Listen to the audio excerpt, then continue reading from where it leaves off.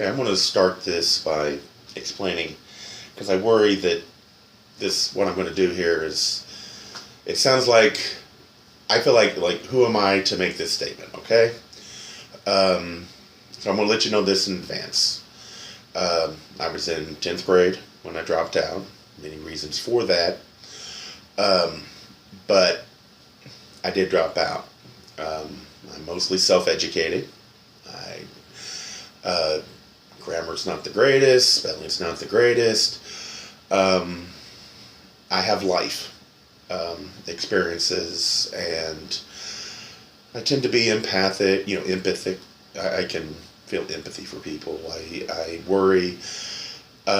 My major concern, even though I'm gay and I don't have any kids, I don't like to see people being taken advantage of, especially kids, and especially kids by adults. So that is what is my driving force here. Okay, having said that, keep that in mind. I do know I worry about this. Okay, so I'm going to go and do this, and we'll see where it goes. I've been desperately worried about a civil war starting in the United States. I noticed it starting in 2012, mostly because I noticed that during all of the anger out there, somehow or another, the two antagonists in Washington survived. And what I mean by that is, somehow or another, Obama was re-elected, well over 50%, and somehow or another, the Republican House, who went well beyond looking bad in the media. They definitely looked bad in the media. Whether or not they were actually bad, I don't know. But they went out of their way. And somehow or another, while 56%, or definitely over 50%, voted for Obama, the House didn't fall to the Democrats again. That told me that somehow or another our youth didn't see a correlation between the president, or didn't understand the difference between legislative branch and the presidential branch. And if we get to that point, there's a problem. So, I've been worried about that since then. But the last 3 years, since 2015, I've often said, I am sure war is coming. The only question I have is, will the United States have to fight a civil war before it starts? However, I noticed something, and that's what I just explained, and it's when I started actively focusing on politics, but eventually spiritual and societal parts of human behavior. That started back in January 25th, and that's because after I heard about the 4 nation special status orders, the executive orders that were signed by the last 3 presidents, that created almost, I call it indentured servitude, from the illegal migrants that come here. There's 4 nations here that actually do have a form of legal status that the presidents have granted, but they can't get a path to citizenship unless the Congress does something, since Congress is the legislative branch, which means they are basically at the mercy of basically they're at the mercy of these employers that will use them. They don't have to offer a lot of money. Basically, all they have to do is they feed you, subsistence wages. And the argument that's usually made on the left is that you cannot.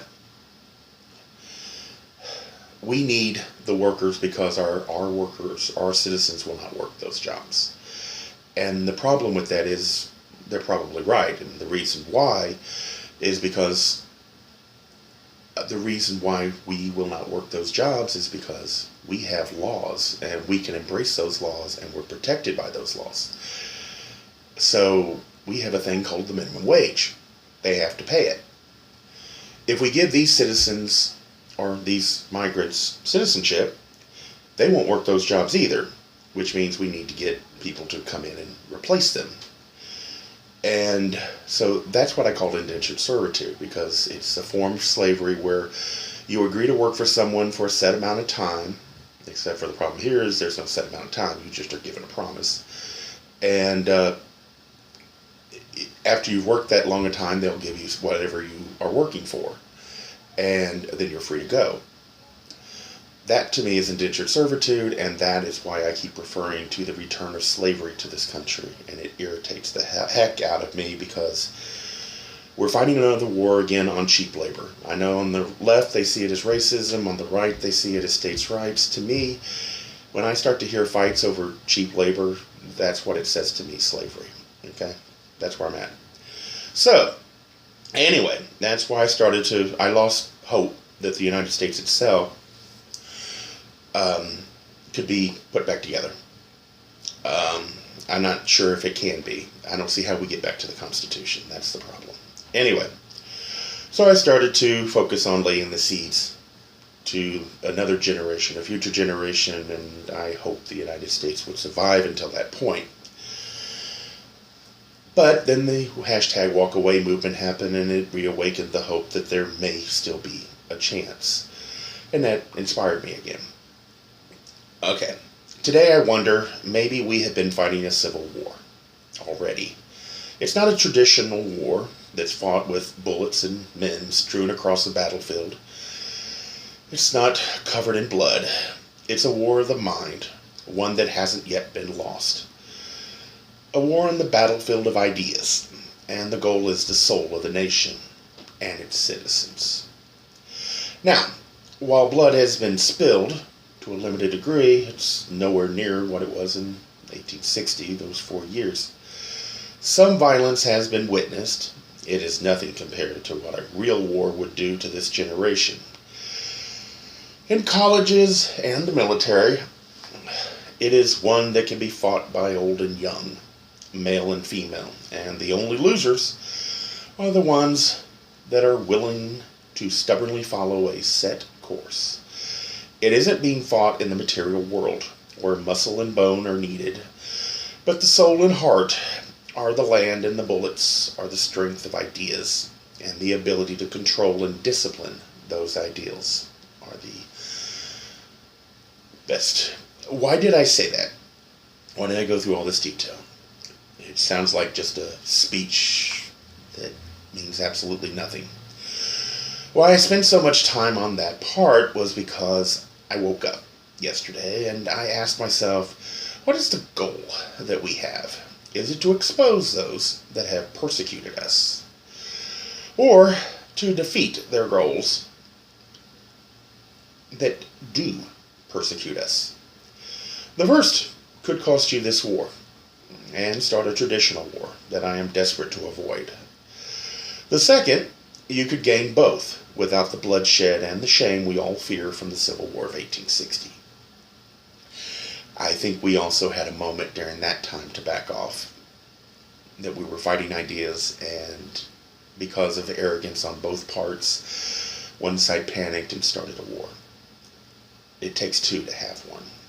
It takes two to have any disagreement. What we see today, the news, Washington, Hollywood, it feels orchestrated. What we see looks coordinated, and it may be. Both, however, this war is for the soul and heart of those that see all of this and they worry, but have heard propaganda of these three places and fear a side that has been dehumanized down to a label: nationalist, intolerant, racist, bigot. What they see today has them wavering. However, they still have all that propaganda and are timid, afraid of the alternative. We can insist on a grand conspiracy and make them run from us to a third camp, while the two still fight in frustration, yelling at each other, or we can stay focused.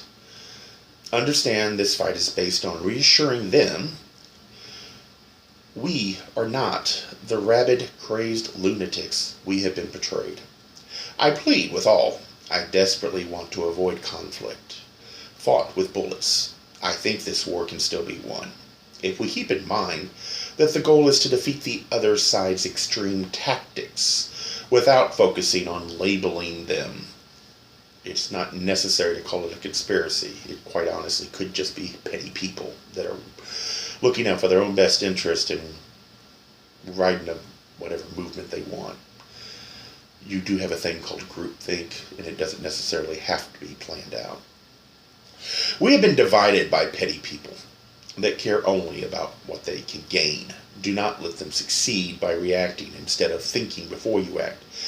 Too much has been lost. I do not want to see this country bear the shame of another war that, had our leaders only listened, could have been avoided. I was going to leave that as thank you. However, I did see one hopeful sign. It appears that today when I woke up I saw a video and on YouTube, and it pointed out that I guess evidently the left are now talking about conspiracies, how the right wing, and it reminded me, Hillary Clinton used to always talk about a right-wing conspiracy. So the left, the right is not the only one that's been talking about conspiracies. The left is too. That tells me that many of them, or some of them, are looking at things and seeing it also as being orchestrated on the right, as well as we are beginning to feel like it's being orchestrated on the left.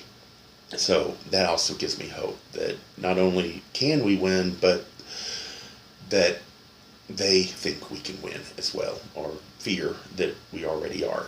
Anyway, take it for what it is. Remember what I said at the beginning, that my limitations. Don't take it as fact. Challenge yourself.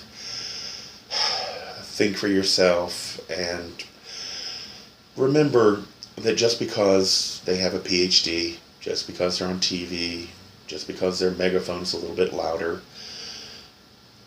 your opinion matters to you. Your experiences tell you whether or not this makes sense or not.